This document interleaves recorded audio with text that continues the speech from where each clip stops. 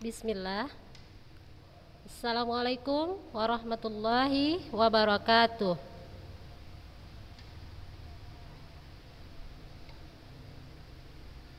Alhamdulillah wassalatu wassalamu ala rasulillahi amma ba'du.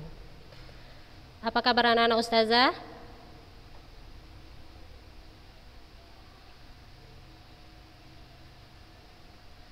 Alhamdulillah sehat, baik. Siap kita untuk memulai prakarya di hari ini? Oh, kenapa ya Allah ya Allah? Belum siap? Oh, insya Allah. Oh iya, Masya Allah ya. Tolong yang kameranya belum on, tolong di on kan ya anak-anak ustazah. Terus suaranya jangan dimatikan.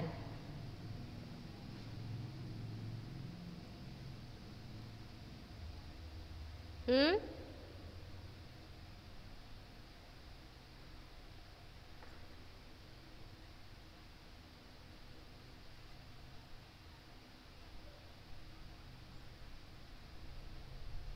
Kenapa Dwi?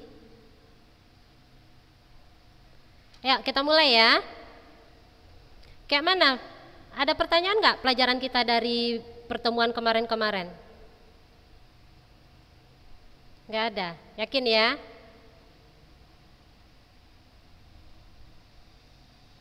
Dia kalau nggak ada pertanyaan biasanya kalau di pas ujian tidak ada lagi nilai di bawah KKM. Ada nggak nilainya di bawah KKM prakarya? Nggak ingat? Apa memang raportnya nggak dilihat? Nah, anak-anak ustazah, tolong raportnya diperhatikan betul. Nah, kalau memang rasanya nilainya masih di bawah prediksi anti gitu, coba belajar lebih giat lagi ya, belajar lebih tekun lagi ya, biar kita mendapatkan hasil yang lebih maksimal. Oke, kita mulai ya prakarya kita ya. Zalfa, apa kabar? Baik, betul. Masya Allah. Kok langsing-langsing anak ustazah di rumah ya? Masya Allah. Kan kita, nantilah kalau udah selesai coronanya kan nggak dikurung lagi, dipulangkan ke pondok ya kan? Ya, kita mulai ya.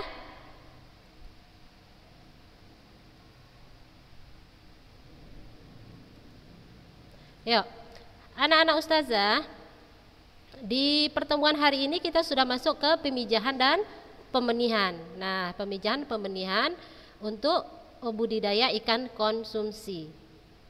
Nah, ada nggak di antara anak-anak ustazah yang orang tuanya, saudaranya misalnya yang memang setiap hari dijumpai punya usaha budidaya ikan gitu? Tidak usah ikan konsumsi, budidaya ikan. Ada nggak? Siapa nah? Iya, siapa? Iya, iya. Dinda budidaya ikan apa orang tuanya? Dinda orang tuanya budidaya ikan. Hmm? Ikan peto. Ikan peto ikan apa? Ikan cupang. Iya. Jadi ikan apa Dinda?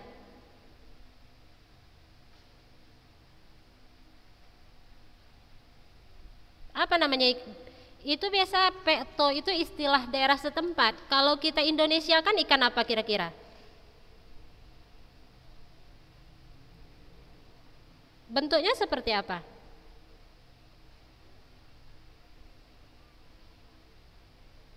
Kayak ikan teri? Yang besarnya ya. Siap? Ikan asin bukan dibudidayakan nakku. Ikan asin diasinkan.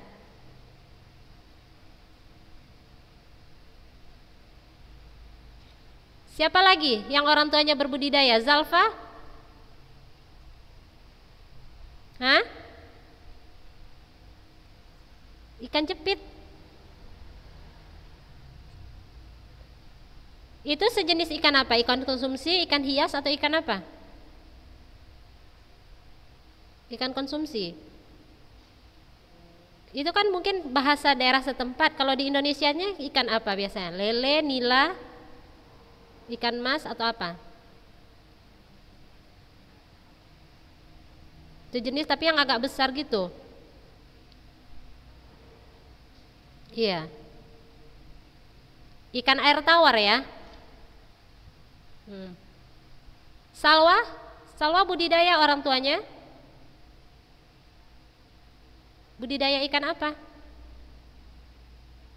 Ikan nila. Itu untuk konsumsi sendiri atau memang usaha orang tua? Untuk konsumsi sendiri. Nah, siapa lagi yang orang tuanya ada berbudidaya ikan?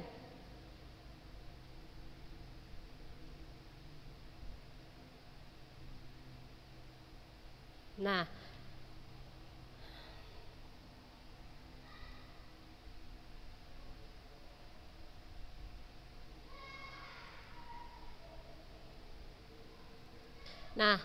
anak-anak ustazah, di dalam berbudidaya ikan, tahap selanjutnya kita sudah masuk ke pemijahan atau pembenihan. Nah, apa itu pemijahan atau pembenihan? Nah, yaitu proses pembuahan telur oleh sperma. Ya, anak-anak ustazah ya. Nah, telur itu dihasilkan oleh ikan betina ya, sedangkan sperma dihasilkan oleh induk ikan jantan. Nah, untuk pemijahan ikan ini anak-anak ustazah, biasanya kalau untuk kegiatan budidaya ya, budidaya yang memang untuk usaha, biasanya untuk pemijahan ini orang diperlukan bantuan manusia di sini. Bantuan manusia. Jadi memang dikeluarkan sel telur dari si induk betina tadi dan dikeluarkan sperma dari si jantan tadi, kemudian dijumpakan. Nah, itu pemijahan kalau yang secara bantuan manusia. Namun biasanya kalau untuk kayak anak-anak ustazah tadi yang orang tuanya memang budidaya ikan tetapi untuk konsumsi sendiri atau memang untuk mengisi waktu luang, nah itu biasa dia secara alami itu terjadinya ya. Nah, kenapa dilaksanakan pemijahan bantuan ini oleh si petaninya? Nah, ini di sini anak-anak ustazah, kita bisa mendapatkan hasil yang lebih maksimal biasanya. Jadi di waktu kita pemijahan ini, nah paduan antara sel telur dan sperma si jantan tadi itu bisa kita taruh di suatu tempat ya kan, di suatu wadah. Nah, sampai dia nanti menetas. Nah, di saat dia sudah menetas, sudah menjadi bayi-bayi ikan, kita sudah bisa langsung memisahkan ke wadah atau ke kolam yang khusus untuk ikan-ikan kecil. Nah, jadi resiko dia dimakan induknya atau dimakan ikan lain, nah bisa kita antisipasi dengan kegiatan ini. Pernah nggak anak-anak ustazah melihat kegiatan ini? Jadi induk sebetina itu dikeluarkan sel telurnya. Pernah nggak melihat kegiatan ini? Pernah ya. Biasanya ustazah suka melihat acara televisi itu unyil atau siotan ya. Ya. Atau siotan. Nah, kalau memang lagi temanya tentang ikan, biasanya ada ditampilkan tentang proses pemijahan ini. Nah, kita bisa lihat di situ. Nah, atau memang yang orang tuanya berbudidaya ikan mungkin tidak asing dengan kegiatan pemijahan ini. Ya? Paham? Paham.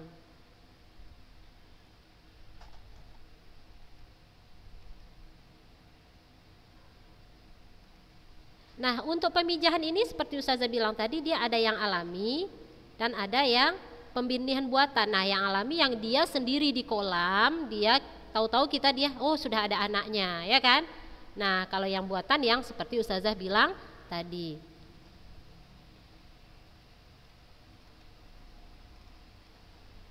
Nah, setelah itu anak-anak ustazah setelah pemijahan kita masuk proses penetasan telur, ya. Apa tujuannya di sini? Yaitu untuk mendapatkan larva ikan ya, Nah, untuk telur itu telur-telur hasil pemijahan tadi ya harus kita ambil dari bak pemijahan dan kita inkubasi ya, inkubasi dalam media penetasan atau wadah khusus ya, wadah khusus penetasan.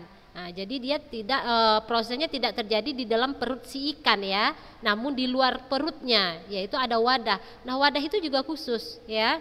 Sama kalau untuk ikan dia punya wadah khusus. Nah, kalau untuk ayam biasanya anak-anak ustazah dia juga seperti itu. Nah, ada ayam yang memang dia menetas yang mengerami induknya.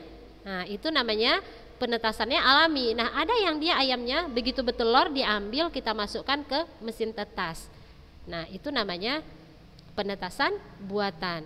Nah, begitu juga dengan telur ikan tadi. Nah, kalau yang dia alami prosesnya itu terjadi di dalam perut si ikan betina. Kalau untuk pemijahan buatan itu ada alatnya sendiri ya, anak-anak ustazah ya. Nah, wadah ini biasanya ya terbuat dari bak ya, bisa tangki, bisa akuarium, bisa kolam atau ember yang berukuran besar.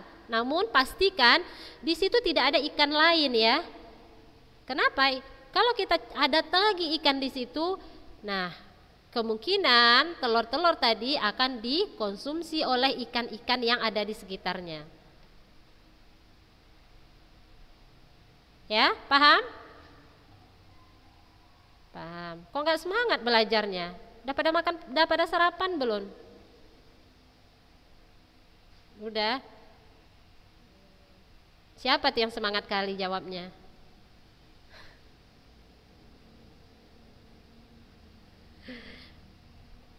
Lapar.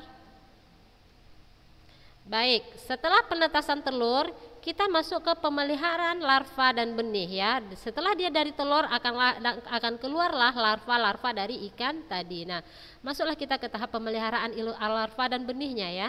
Nah, kegiatan ini merupakan yang paling menentukan keberhasilan usaha pembenihan ikan kita. Karena apa? Karena sifatnya larva merupakan stadia paling kritis ya, paling kritis dalam siklus hidup biota budidaya. Nah, disinilah anak-anak ustazah ya. Jadi penanganan larva ini menentukan kegiatan pembenihan kita berhasil atau tidaknya. Nah, kalau salah-salah kita menangani, bisa larva ini tidak akan jadi benih, ya. Nah, jadi tahap ini termasuk tahap yang cukup sulit di dalam kegiatan budidaya. Ya. Setelah itu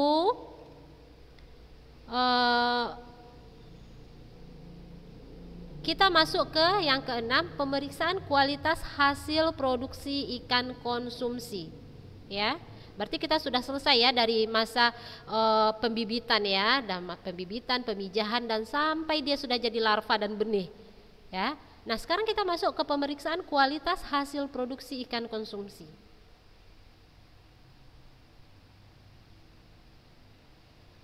Ya, proses produknya anak-anak ustazah bukan hanya merencanakan dari produksinya saja ya, tetapi juga proses-proses yang memungkinkan produk-produk tersebut berkelanjutan ya. Ya, berkelanjutan maksudnya di sini apakah memungkinkan yang pertama produk itu akan disenangi atau sesuai dengan selera konsumen. Ingat, kita di sini adalah kegiatan berwirausaha. Nah, kalau kita berwirausaha, otomatis kita di sini tidak terlepas dari yang namanya konsumen. Nah, jadi kita sudah harus memikirkan produk kita tadi apakah mungkin disenangi ya oleh konsumen, apakah sesuai dengan selera mereka.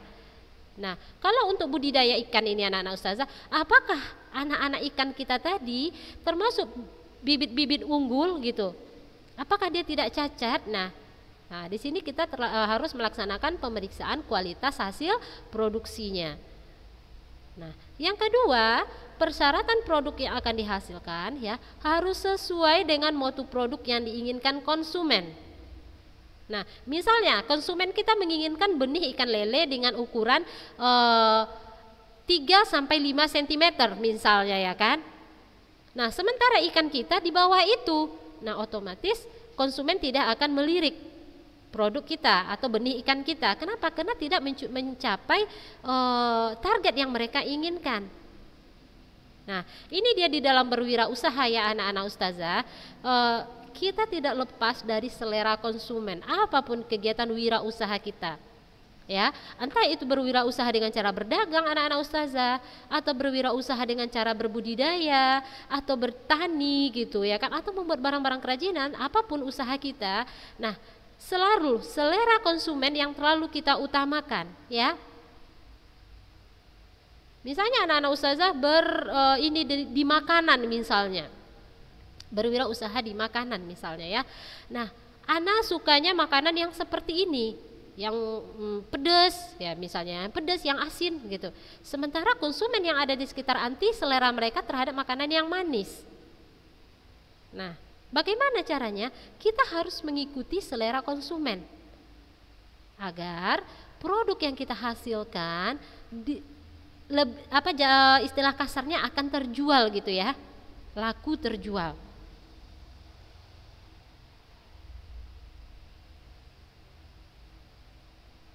Kenapa Zalfa? Adik kecil.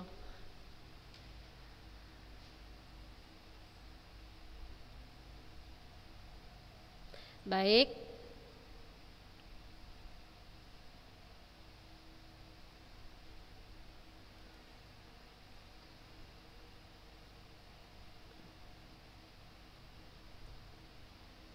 Ayo, siapa yang sudah mengantuk? Anak-anak ustazah, tolong diisi di chatnya. Misalnya Aprita Irawan hadir gitu ya, Nazihah hadir gitu, Risa hadir, Rahadatul hadir gitu. Diisi ya di chatnya. Iya.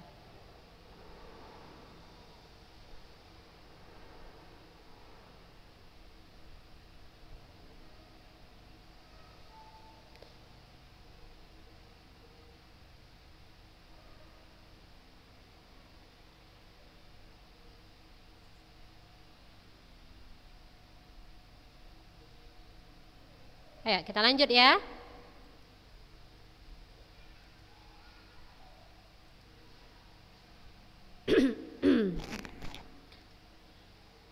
Nah, anak-anak ustazah, untuk pengendalian kualitas ini ada tiga tahap yang bisa kita lakukan ya, untuk pengendalian kualitas dari hasil produksi ikan konsumsi kita ini.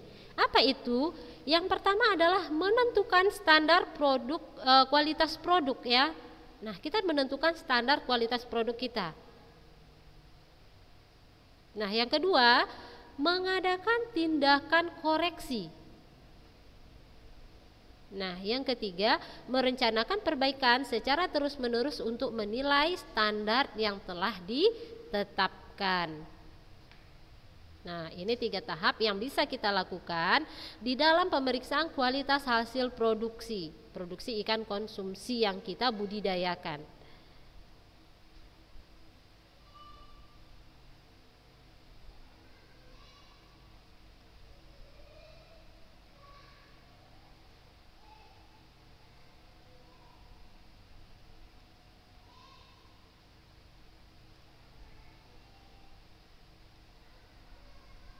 Nah, setelah itu anak-anak ustazah, kita masuk ke pengemasan produk ikan konsumsi. Nah, coba ustazah tanya dulu anak-anak ustazah, pernah nggak melihat orang membawa ikan? Kayak mana biasanya mereka mengemasnya?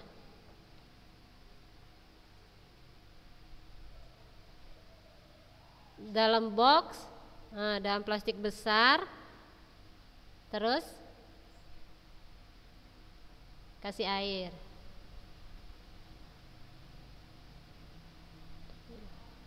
Dalam toples. Kalau Zalfa orang tuanya berbudidaya ikan untuk sendiri atau memang untuk usaha? Jadi dijual belikan. Bagaimana mereka mengemasnya biasanya? Pernah lihat nggak?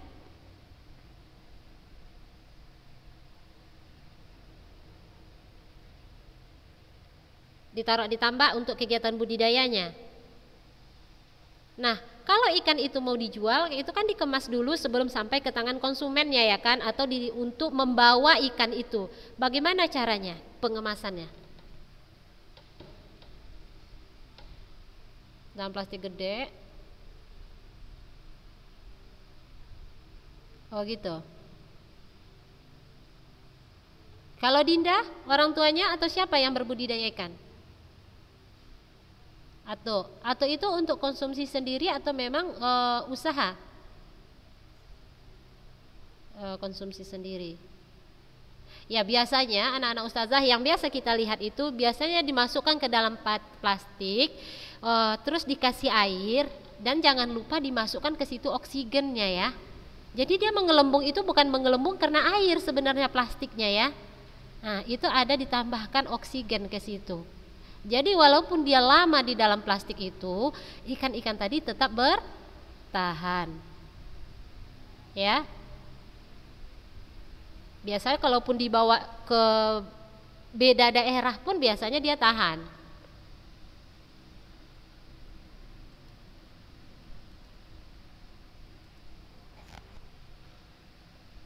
Nah, untuk pengemasan produk ikan konsumsi anak-anak ustazah ada beberapa metode.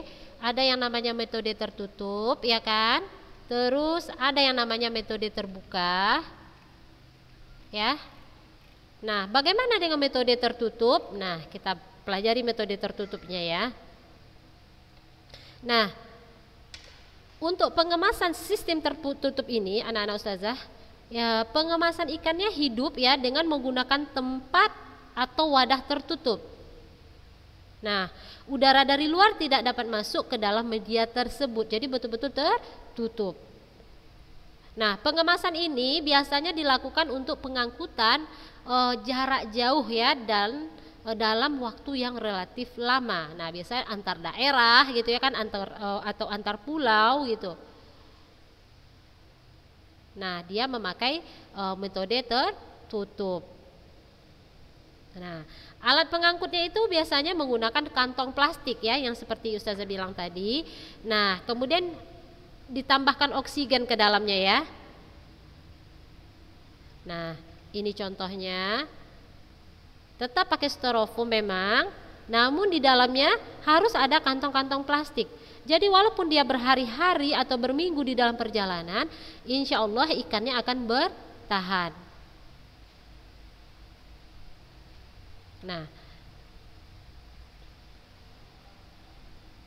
Nah, yuk sebentar ya.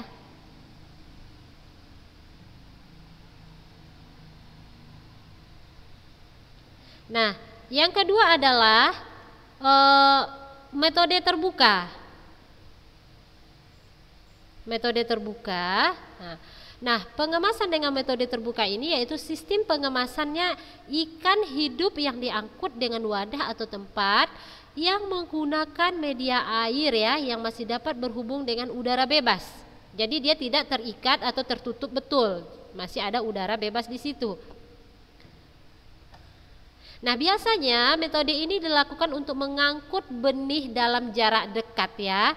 Jadi tidak membutuhkan waktu yang lama. Nah, biasanya alat pengangkutnya bisa berupa drum ya, bisa berupa plastik, bisa berupa peti berinsulator dan lain sebagainya. Nah, ternyata anak-anak ustazah untuk pengemasan tertutup dan pengemasan terbuka ini masing-masing mempunyai kelebihan dan kekurangannya. Nah, untuk pengemasan tertutup tadi kelebihannya apa? Nah, kelebihannya media air tahan terhadap guncangan selama pengangkutan ya. Jadi airnya tidak akan tumpah dan tidak akan berkurang karena dia habis tumpah ya. Nah, yang kedua dapat dilakukan untuk pengangkutan jarak jauh ya, bisa dengan pesawat terbang juga ya, bisa dilakukan dengan metode ini. Nah, yang ketiga memudahkan penataan dalam pemanfaatan ruang selama pengangkutan. Nah, jadi bisa kita susun. Misalnya kita bawa pakai truk misalnya. Jadi bisa banyak box, banyak plastik ikan di dalam situ. Nah, dengan cara apa kita bisa menatanya sebaik mungkin, teratur mungkin. Nah, itu dari kelebihan-kelebihannya ya. Airnya tidak mudah tumpah ya kan. Bisa kita lakukan pengangkutan jarak jauh dengan metode ini, dan juga memudahkan kita dalam penataan ya, dalam pemanfaatan ruang selama pengangkutan tersebut. Nah, itu kelebihannya. Apa kekurangannya? Nah, kekurangannya di sini antara lain yaitu media air tidak dapat bersentuhan dengan udara langsung ya. Tidak ada infusi oksigen dari luar, tidak ada tambahan oksigen dari luar ya. Nah, sehingga tidak ada suplai oksigen tambahan untuk si ikan yang kita bawa tadi. Nah, ya, jadi di dalam plastik itu kemungkinan kita tidak bisa menaruh banyak ikan.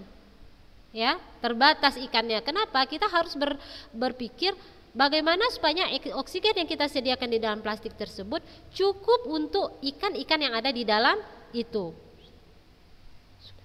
Nah, yang kedua, dia tidak dapat dilakukan pergantian air. Nah, ya anak-anak ustazah, tidak dapat kita lakukan pergantian air selama pengangkutannya. Nah, yang ketiga, memerlukan kecermatan dalam perhitungan kebutuhan oksigen dengan waktu pengangkutan. Jadi kita harus betul-betul teliti, kira-kira cukup tidak oksigen kita. Nah, baik anak-anak ustazah, itu materi kita di hari ini. Insya Allah pertemuan berikutnya akan kita lanjutkan. Ada pertanyaan?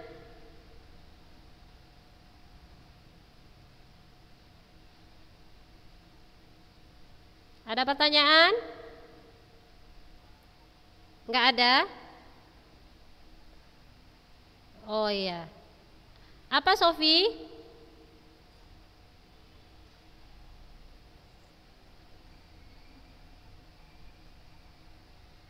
Baik, betina matang yang telah gonat. Baik, jawaban Sofi kita pending untuk minggu depan ya, karena waktu ustazah sudah habis. Ya, kita terbatas cuma 30 menit. Minggu depan ingatkan ustazah ya Sofi, betina matang yang telah gonat maksudnya apa? Ya, kita pending untuk minggu depan insya Allah. Baik anak-anak ustazah, kita cukupkan hari ini sampai di sini. Barakallahu fikum. Assalamualaikum warahmatullahi wabarakatuh.